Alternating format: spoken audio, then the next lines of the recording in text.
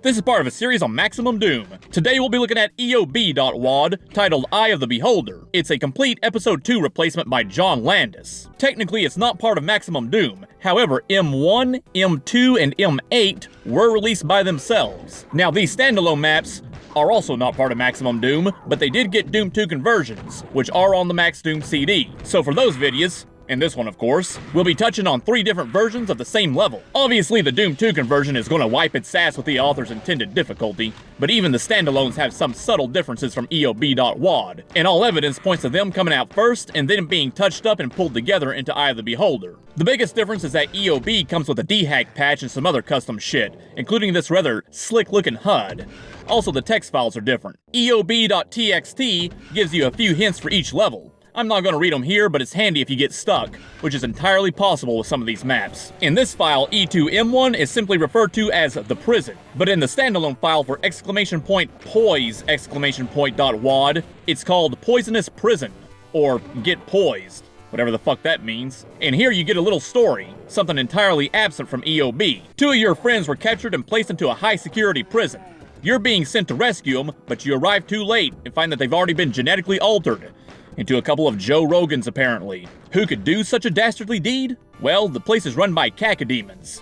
Yeah, it's the only prison in the galaxy where you can escape by smuggling in a magic eye picture. Alright, enough talk. Onto the map. But first, let me just say something right now. If you are at all interested in playing this WAD, I'd suggest you do so before watching this. See, in Doom, a lot of the difficulty is dynamic. It comes from the fighting. There's a random element, a lot of moving pieces, and no matter how much you might know a map, there will be a time when you catch a stray rocket or get hung up on a lost soul or something. It's part of what keeps the game fresh. However, there's also static difficulty, where the challenge comes from learning the map. You're given a few switches, and you have to press the right one, or you have to pick the right hole to drop down, and if you choose poorly, you die. Well, once you know what's coming, the difficulty vanishes. Long and short of it, you should play Eye of the Beholder blind, without knowing what's coming. It's the only way to truly appreciate some of the bullshit that I'm going to talk about.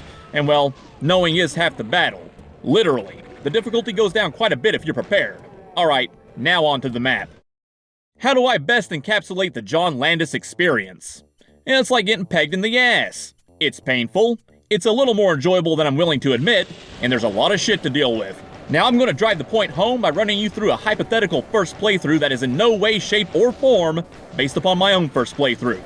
I promise. You boot it up, run forward, alert 2 Caco guards, try to fight them with just a pistol, alert your former friends turned Rogans that you couldn't see behind the bars, and die. Boot it back up, find the shotgun, kill the gunners, fight the Cacos, run out of ammo, panic, go up the right-hand lift, alert some imps, panic some more, release 2 specters, and die. Boot it back up, take the right lift again, make it into this room, realize it's a dead end because you haven't lowered the bars blocking the exit, kill all the enemies here and unknowingly fuck yourself out of a rocket launcher secret in the process. Go back and spend literally 30 damn minutes trying to figure out how to get the mega armor secret. Give up and take the other lift.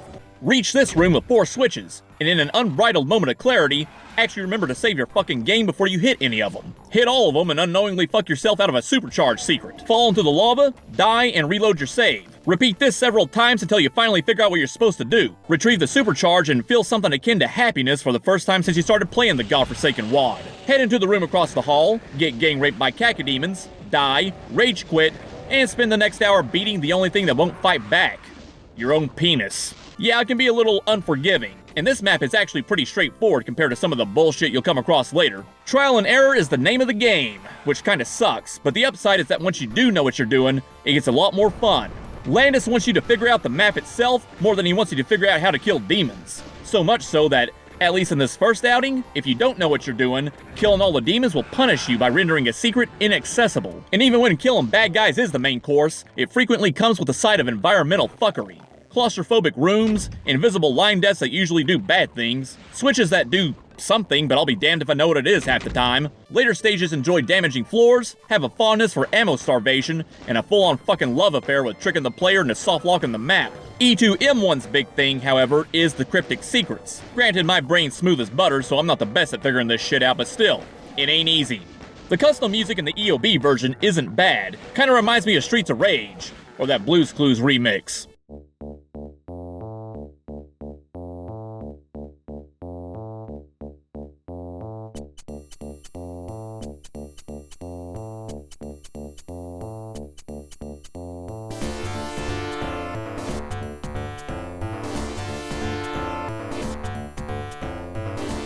I do prefer the standalone version though, it's got more of a jailbreak vibe to it.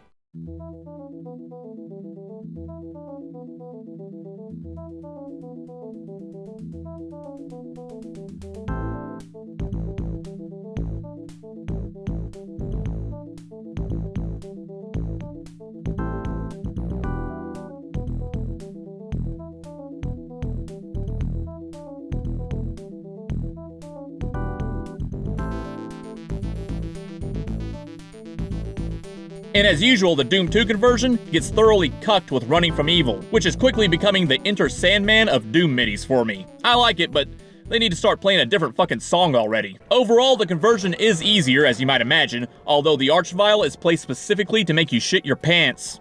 Final thoughts? Well, I'm not sure, to be honest. I stopped using number scores, and Landis is one of the reasons why. No matter how much I might bitch about him, and trust me, I'll be bitching quite a lot throughout this WAD, the man's got imagination. One thing you can't say about these maps is that they're generic. I respect them even if I don't really enjoy them.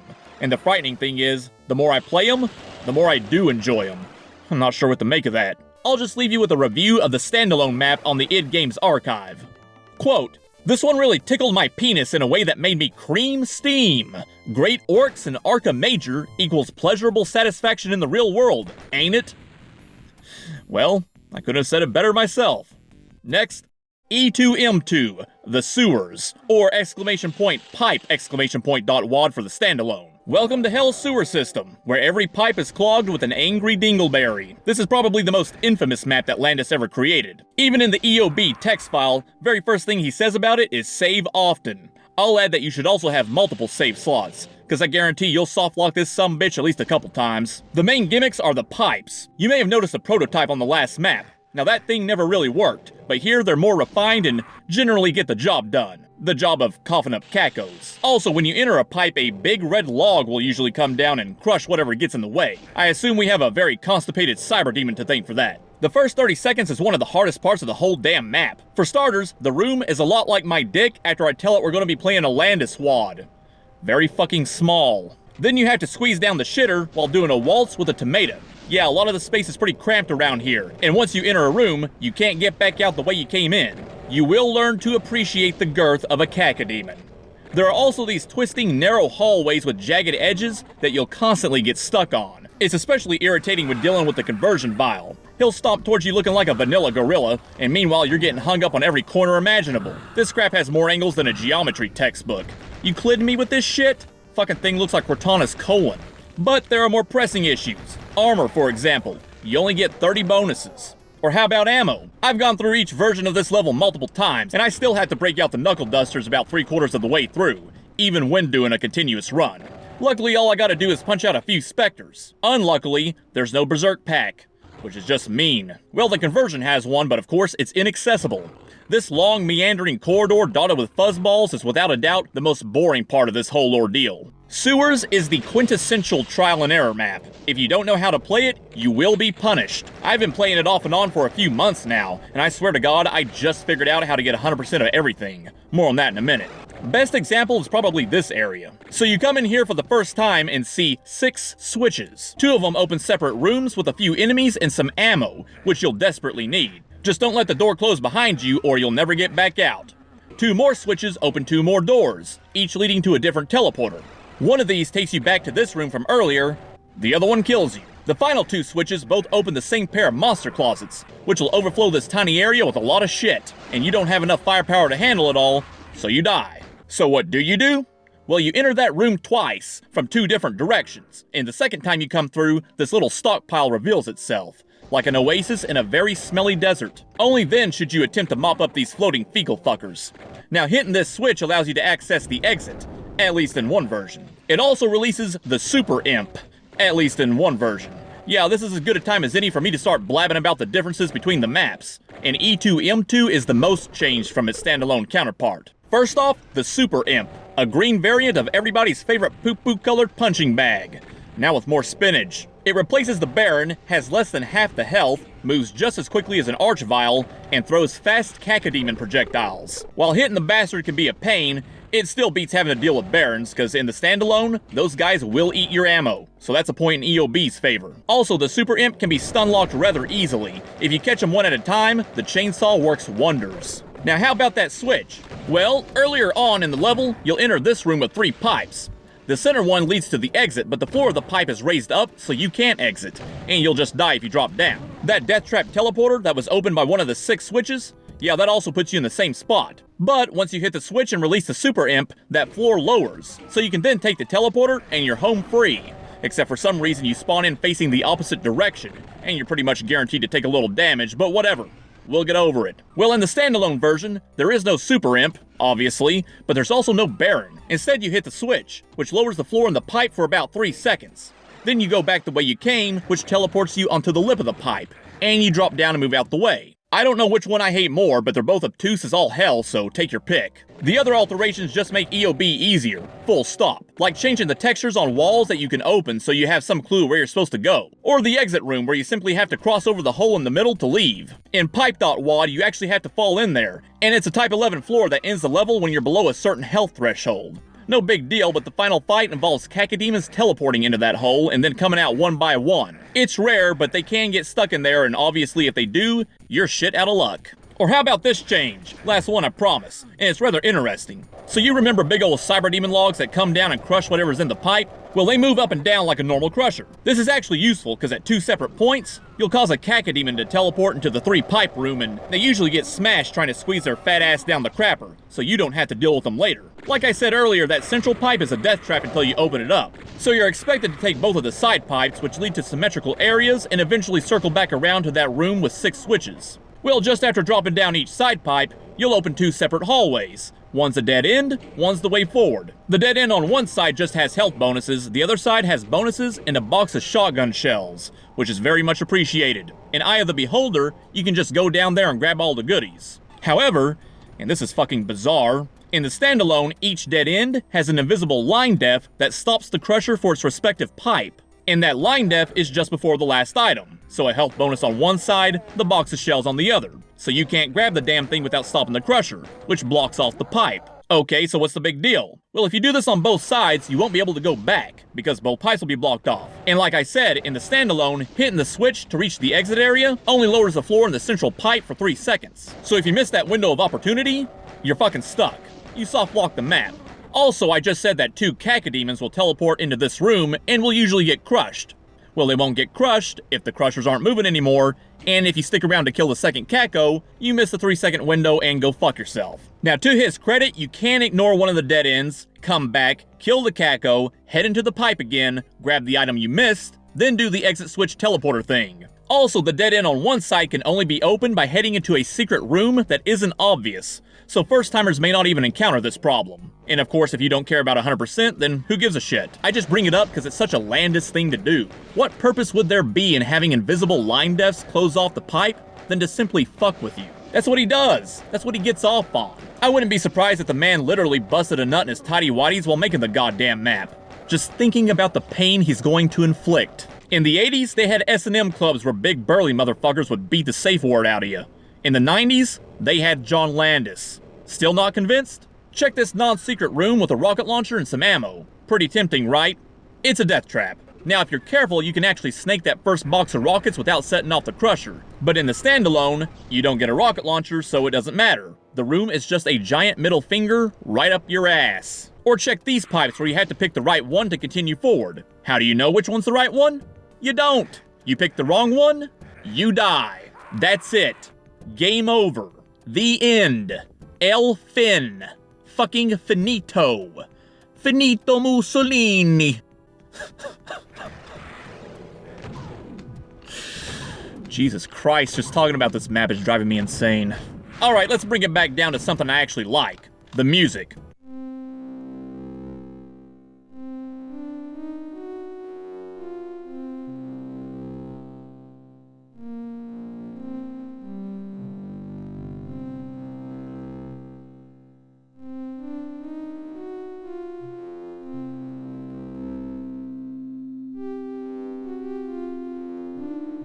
Eob is the only one that gets a custom track this time, and it's pretty interesting. Very low-key, spooky ambiance. fits the map really well and doesn't get repetitive. There are only 2 secrets and they aren't tied to any puzzle, they're just hard to find. One of them grants you access to that dead end I was talking about earlier with a box of shells, which is extremely useful, but technically you can get by without it if you know what you're doing and use barrels efficiently, especially if you can get the cacos to infight with each other. The other secret contains the map's only shotgun, and there aren't any sergeants until the end.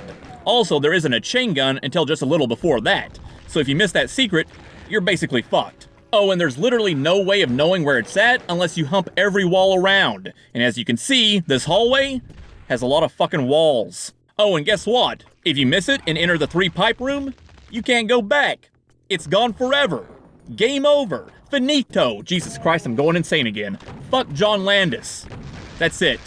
That's the review. Fuck John Landis. Next.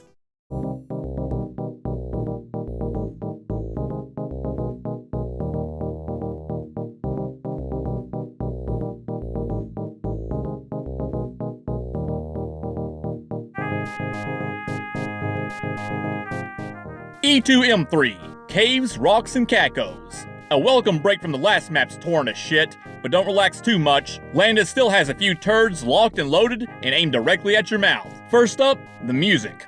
I don't like it. For some reason it reminds me of a carnival or a circus song, and it makes me feel like a sideshow freak getting laughed at while I stumble into one trap after another. Speaking of traps, the starting area is kind of annoying, but you can get a secret plasma rifle which takes the edge off. The abundance of ammo is the single most important factor in making this map easier than its predecessor. The difficulty is geared more towards navigating the level, and it doesn't get much worse than these tiny ledges. The chasm looks like a nice wide runway compared to this thin landing strip, and like any good landing strip, it leads to a very sinful hole. In all honesty, it's not that bad. You can just straight up run over this first walkway if you know how to approach it, and this meandering monster is a cakewalk. The obligatory Lost Soul Closet doesn't even open until you reach the end, and sometimes not even then. And if you fall off, take the teleporter up to one of these alcoves with shells and health. No, the hard part is strafing from the alcove back onto the tiny ledge. I despise this shit. Now there is a secret around here that offers an alternative way out, but you'll take a lot of damage doing so, and while you do get a supercharge at the end, you can obviously only pick that up once, so going through it all again is not advised. Also, the actual secret sector is very thin, so it's easy to walk right over it and not trigger the damn thing. Make sure you're paying attention. Back on the topic of obnoxious platforming, there's this area, where you have to dance over some, disconnected shapes, I guess. Luckily, you only lose time if you fall off, not health. This room introduces 2 features that are going to pop up more often as we go through EOB. The first is the switch puzzle, specifically the idea of having to press a switch multiple times. I'm not a big fan of this, just slows the gameplay down too much.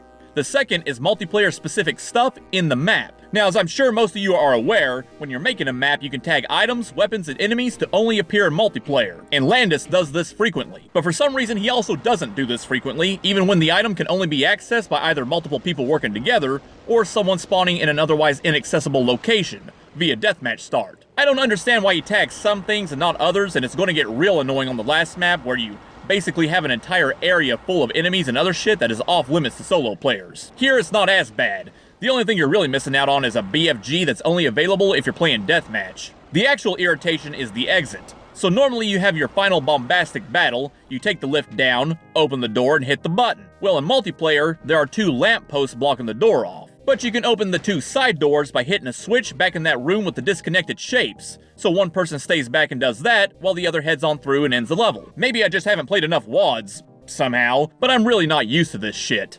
On top of that, the switch is in a room with a switch puzzle. So I spent a ludicrous amount of time trying to figure out what the fuck was going on before I realized it's not even necessary for a solo player. I don't blame him for wanting to put cooperative elements in, and you can't make a wall or a switch only appear in multiplayer, at least not to my knowledge. But the fucking thing was annoying. Putting that aside, the map's interesting, it's just the flow of gameplay is a little too stop-start for my taste. And if you're bad at platforming, well, it's not exactly Mega Man, but you're still not going to have a good time. However, I can't really get too worked up over it. It follows pipe.wad, and anything will look trivial compared to that bullshit.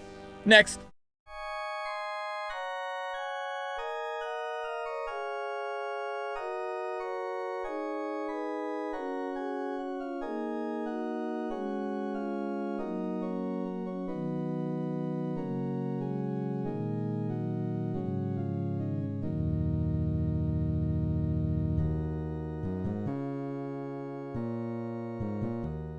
E2M4, Quick Rising Things. The QRT in question refers to a neat little sequence where a giant winding staircase pops out the ground. It certainly does not refer to the difficulty, which I'd say is pulled back even more than the last map. Environmental hazards are almost entirely absent, the level is not very long, there aren't a lot of enemies, and with a little infighting, you'll have enough ammo to get by, even with the increased glut of super imps. So what makes it a Landis map? The puzzles. While reaching the exit isn't very hard, most of the 7 secrets require some kind of trickery to access, and they got a lot of goodies. Take this tempting blueberry for example. Seems safe enough, it's under an open roof, so there couldn't possibly be a crusher waiting to destroy you, right? Wrong. You try to grab this thing and that great big cock in the sky will come slamming down right on top of you. But don't worry, you can disable the crusher by crossing an invisible line depth in another room. How you're supposed to figure this out is beyond me. Or how about the beginning area, which houses 4 secrets? To access all of them, you need to find 2 hidden switches, one of which also opens the exit. And to access 2 of those secrets, you'll also need to find 3 more hidden switches. Yeah, not so much where's Waldo as it is, where's the fucking wall? Now to be fair, 2 of those are hidden in plain sight. That whole debacle is part of a timer puzzle. Or how about this room? Hit that switch in the back to raise these pretty cool looking shadow stairs. And yeah, they actually work. Well, the tall teleporter on the right leads to a secret area, but how do you get in? The stairs are too thin to run off of. Took me a while to figure this one out and even longer to pull it off consistently. Here's the kicker. There are 4 items in that secret area, and you can only get them 1 at a time. Even getting in that teleporter once is a pain in the ass. Having to do it 4 times in a row? It's John Landis, basically. If you can't figure it out, just go watch the secrets video. I'll show you how it's done. But don't take DoomWiki's advice of rocket jumping off the stairs. Doing that 4 times is just fucking dumb. Now the music starts off strong, but unfortunately it leads into a bit that feels like someone's trying to play a violin on my eardrums.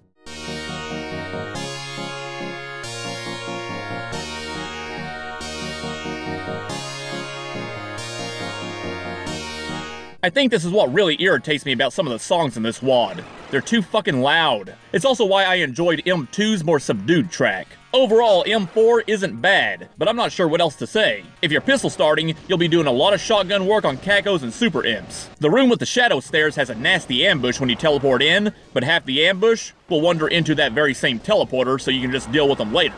The secrets are the real interesting bit, but I don't want to spoil them in the main review. So, next.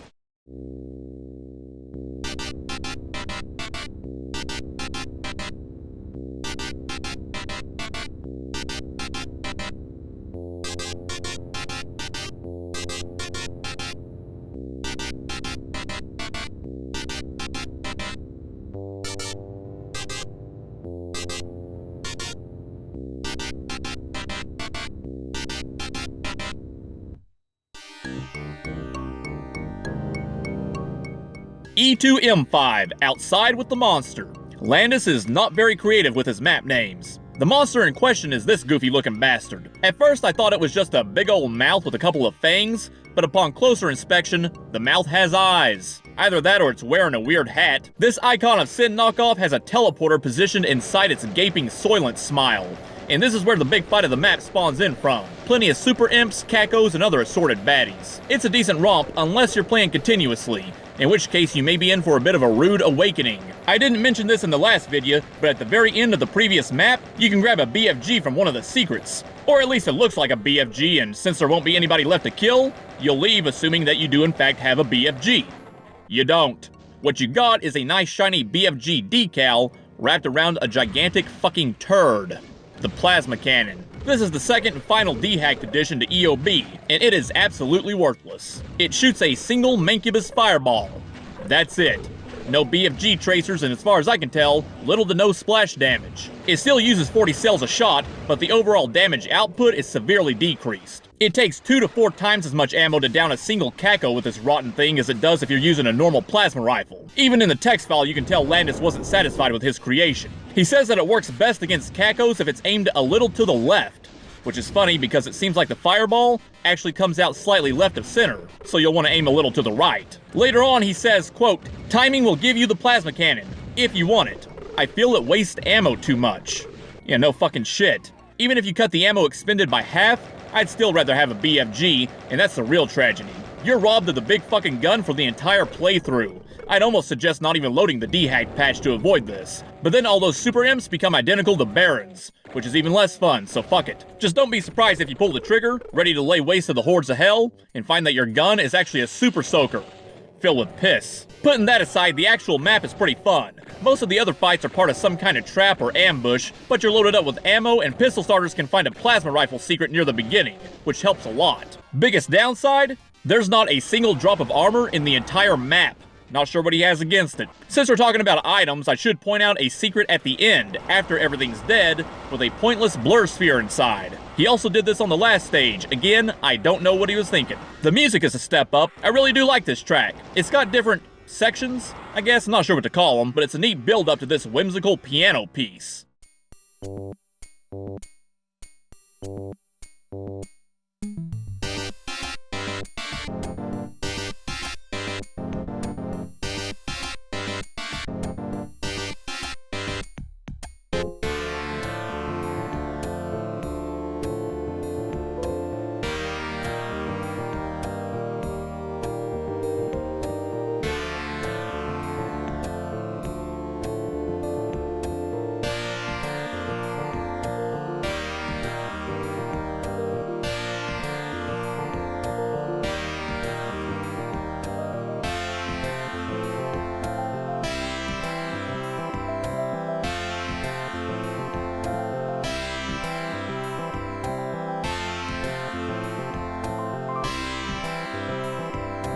More importantly, it's not constantly blowing your goddamn eardrums out. I should have mentioned this before, but I am using OPL3 to play the audio, something more akin to what we heard back in the 90s. There are a million sound fonts out there, and these tracks will probably sound different if you're using PR Boom or GZ Doom. In my experience, most of the music I'm not fond of sounds better when played through Timidity or Fluid Synth, and vice versa for the music I do like. I understand that with OPL you're kind of losing some of the clarity, but I'm a dumb asshole that likes old shit, obviously, or I wouldn't be making these videos. Let's talk about secrets. They're not as tricky to figure out this time around, but they're also not as useful, with the exception of the plasma rifle and some cells. As usual, I'm not a fan of wall humping, but that's only required for one of the secrets. Now, the secret exit can be found here as well, but you'll need the yellow key, which is in plain sight in this room that I think is supposed to be another switch puzzle. You hit this one to get access to the key, but as you approach it, the floor lowers into lava.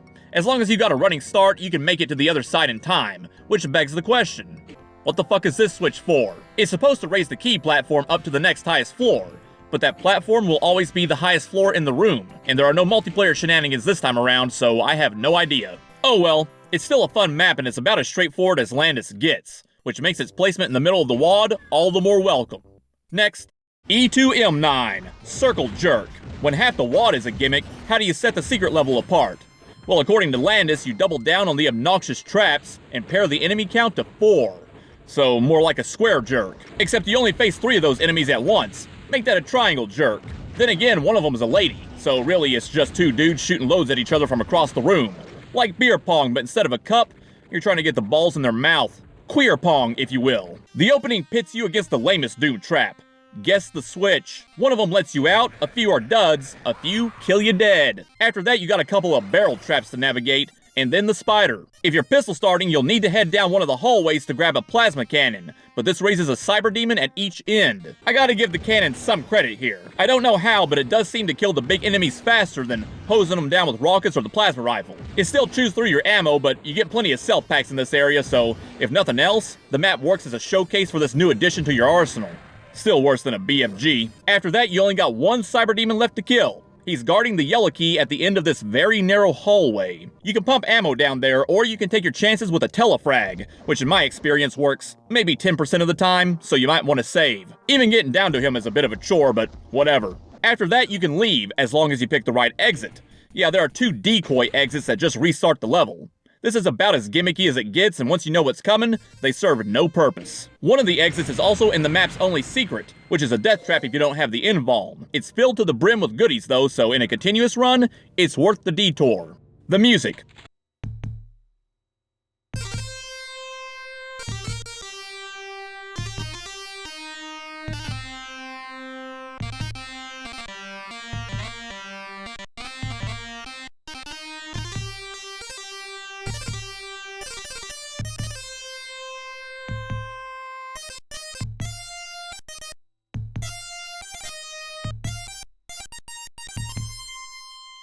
It's okay. A little bland, kinda short, couple sparks of creativity, but really, just boring. A lot like the map itself. Not much more to say. Next, E2M6, Falls of Death. Welcome back to the sewers. Thankfully, this is the product of a healthier diet, as opposed to the Taco Bell diarrhea that was M2. It's still a Landis map though, so expect some bullshit, like inescapable pits, one of which even has an invuln sphere inside, because fuck you. Another one is just before the exit. Speaking of which, there's a teleporter right at the exit that takes you to an otherwise inaccessible corridor back in the main sewer section. If you want 100% kills, or if you're pistol starting, you'll need to take that, because it has cacos and a rocket launcher. This is here purely to fuck with you and make you traverse that penultimate pit of death once more. Just so we're keeping count, you've already had to cross it twice before this. Or how about the secrets? This level has got to contain the most irritating secret in the entire WAD. And it's not even the one on a 30-second timer. Now that one is relatively simple once you know what you're doing. This sumbitch is a pain in the ass. And yeah, I'm gonna spoil it, but the hard part isn't finding the damn thing, it's actually reaching it. So you got several pillars over toxic slime, or green dookie or whatever, and you have to run across them to reach the platform. What's the big deal? Invisible fucking walls is the big fucking deal. You have to perform a U-turn, and that central pillar has invisible walls on 2 of its 4 sides, ostensibly to help stop you from overshooting, which is a nice idea, except one of the walls gets right in your fucking way when you're trying to make it over to the secret. Most people simply tolerate first-person platforming, but there isn't a human on planet Earth that enjoys this shit when you can't even look down. And what's your reward for going through all that crap? A fucking plasma cannon. The shit BFG. The BFG that nobody likes. The BFG that never gets invited to family gatherings anymore because it got caught launching fireballs at one of the children. Thankfully, the rest of the map isn't that bad, just a little easy once you know where to go. Dropping down the titular slime falls riles up a bunch of cacodemons, and you can take them out here or lure them farther into the sewer system for ease of disposal. Then you take a teleporter to the rooms overlooking the area. This is the most exciting part. Everything else is killing a couple of baddies, then looking around for a switch or a line death. Even the music just kinda goes in one ear and out the other, although I like it more than the map it's attached to.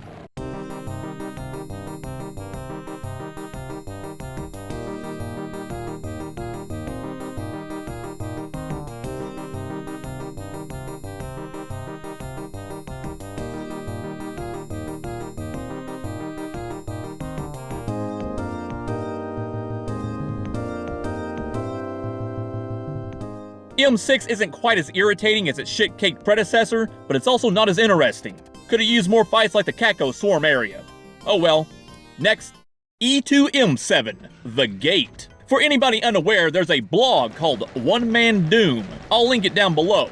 This guy has reviewed quite a few WADs over the years, including this one. Here's what he has to say about The Gate. Quote, "The concepts are decent, but the execution is a long, slow drag towards the finish line." That sums it all up right there. The beginning has you toying with another switch puzzle similar to the one found on M3, except this takes much longer. It involves slowly raising a lift up to each little alcove so you can grab the goodies inside, until you reach the best goodies at the top. He could have just put them on the floor, but Landis needs to exert his creativity, I suppose. Or jerk himself off. Either way, you do that and find that you can't leave the starting room. The doors are opened by a line depth that you can't access, but this demon can. This is your doorman, as the text file puts it, so if you're a normal human being and kill the bastard, you might as well kill yourself because you just soft-locked the map. You know, Doom used to be so simple. You see an asshole? You fuck it. Enough said. After that, you take either door, cross an invisible line depth to raise some stairs, and enter this room with 2 ammo-laden pyramids on either side of a large pentagram. You can already tell what's coming. There are 6 switches in here, but they're all buried in the floor, and you need to cross 6 invisible line depths to raise them all. This guy really enjoys watching you run around like an idiot, trying to figure out where the fucking triggers are. 4 of those switches will allow various monsters to teleport into the middle. The other 2 allow cacos and lost souls to teleport into hidden corridors on the sides, where they'll slowly filter out. These same 2 switches also open up the back wall, revealing super imps and the exit. And the author was kind enough to let you bypass the tedium and just leave if you so desire. There are a couple problems with this setup. First off, you'll want to hit all the switches at the same time. Otherwise, it's going to get real boring waiting for one closet to empty before you open the next. See, the Caco and Lost Soul closets have 2 teleport lines, but the rest of them only have 1. And those lines are usually tucked at the end of the closet. Basically, it can take a while for all the enemies to teleport in. On top of that, it's a Doom 1 map. Now, I love Doom 1 maps, but let's be honest, you gotta work harder to make the most of the limited monster variety. You also don't get a super shoddy, and in Eye of the Beholder, you don't even get a BFG. You can use that godforsaken cannon, but you'll be going through cells faster than Gohan, and most of the ammo in those pyramids are shotgun shells and bullets. The end result isn't a Doom 1 slaughter map, it's a gimped Doom 1 slaughter map. And in a world where even Sigil can get lambasted for not being a Doom 2 WAD, let's just say it's a damn shame Landis put more thought into gimmicky bullshit than he did the main attraction. The only thing I can say I really like about this whole endeavor is the music, which functions as decent background noise without becoming obnoxious.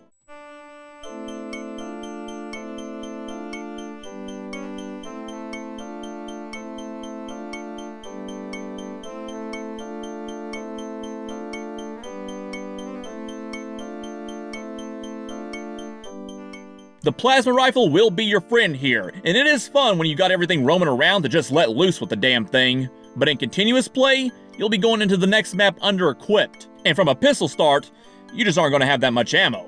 You do get more rockets, but with Lost Souls and Spectres running amok, let's just say I get a little performance anxiety. Like the man said, it's a long, slow drag towards the finish line. A decent idea that didn't quite stick the landing. Next.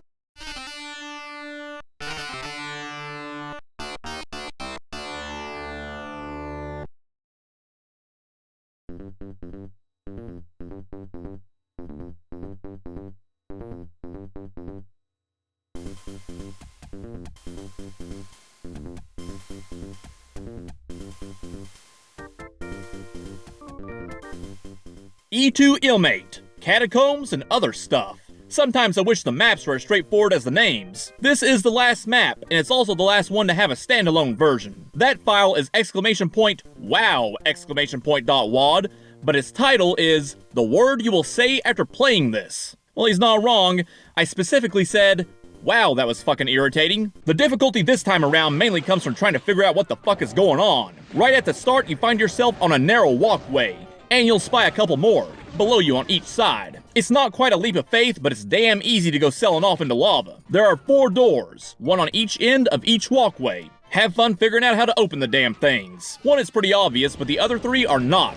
And in fact, one of them leads to a secret that can be permanently locked off if you progress too far in the map. That is, if you can figure out how to even progress the fucking map. You gotta go down into what I assume are the catacombs, but there aren't bodies down here, just line defs and switches that open various things around the level. If you get stuck, backtrack. A closet, door, passage, something will have happened somewhere. You'll have holes opening up for you like you're a fucking rock star, but these groupies will bite your dick off, so give them something else to suck on. It's a lot of semi-cramped fighting against a few enemies at a time. Nothing too bad, although this crusher room that you have to run through several times is pretty annoying. Now I'm talking about the EOB version here, cause super imps are relatively easy to take down, but in the standalone, they're either cacos or barons. Some of these barons are in tight fucking spots. Very obnoxious to deal with. And of course you'll be pistol starting, so the ammo isn't nearly as plentiful. Might want to hold on to your rockets. There aren't a whole lot of differences, but the ones here do favor EOB.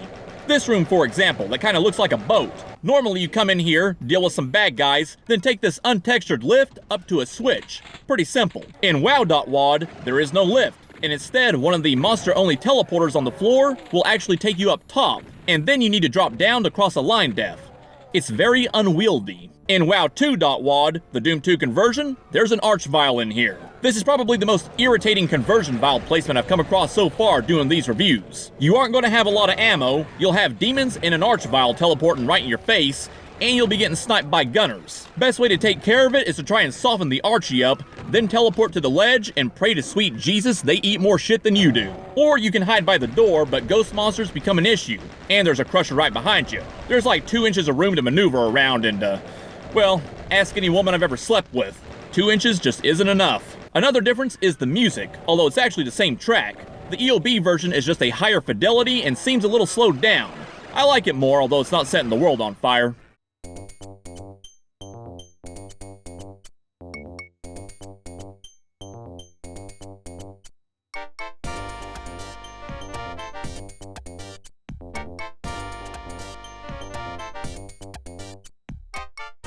I really shouldn't be busting his chops when it comes to the music. He did make it all himself, except for the ending screen which plays Stairway to Heaven, and it's really not bad. He's got a good grasp on what makes a decent song, certainly better than anything I'd ever come up with. Just boils down to personal preference, I guess.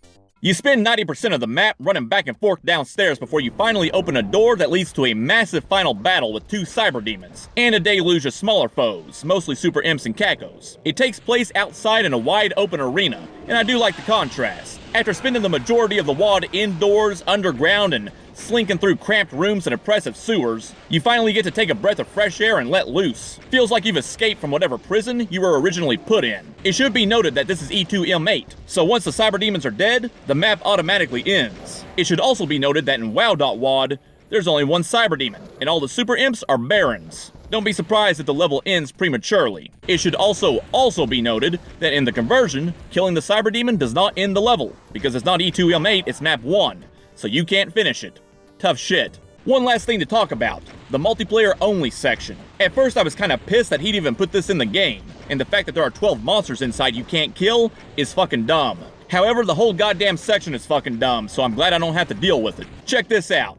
In that outdoor arena, you can open this large room up. It contains a bajillion monsters, rockets, and a few items, including an invisibility. Keep in mind that there's nothing out here but projectile enemies, including cyber demons. So that invis is literally just there to fuck you over. But whatever, that's not the point. The point is this one-time use switch. It opens the door across the way, but you can't make it in time. So you'll need to have another person standing by to get inside. Also, because John Landis is John Landis, one of the entrances to the large room has an invisible line def that starts a crusher in front of that door. So avoid that. Once that person makes it inside, they have to tag the right switches on this pillar. 2 of them flat out kill you, 1 releases cacos into the room, and the other one opens the way forward. But that wall will only raise 1 time, so you better kill the enemies and get inside. Also, you're standing on toxic slime. Alright, you make it in here, kill the imps, shoot this switch which opens a wall. Hit this switch which lowers a teleporter back in that large room outside. Player number 2 uses that teleporter to get inside this room, where you'll find your first plasma cannon. Oh boy. They then hit a switch which allows player number 1 to teleport back outside onto an otherwise inaccessible ledge with the other plasma cannon, so now both of them can feel like shit. When that person walks off the ledge, they open up another teleporter so that player number 2 can also get back outside, just so they can shoot the remaining cyber demon a couple of times and end the map. What the ever-loving fuck is the point of all that? This is purely John Landis jerking himself off. Take that crap out though, or just ignore it like a sane person, and you're left with a decent send-off to a very unique WAD. And while I'm not a fan of going back and forth over and over, at least you get some enemies to shoot while you're doing it. That's it for Eye of the Beholder. I recommend it. It's one of those WADs you just gotta experience. Personal favorite?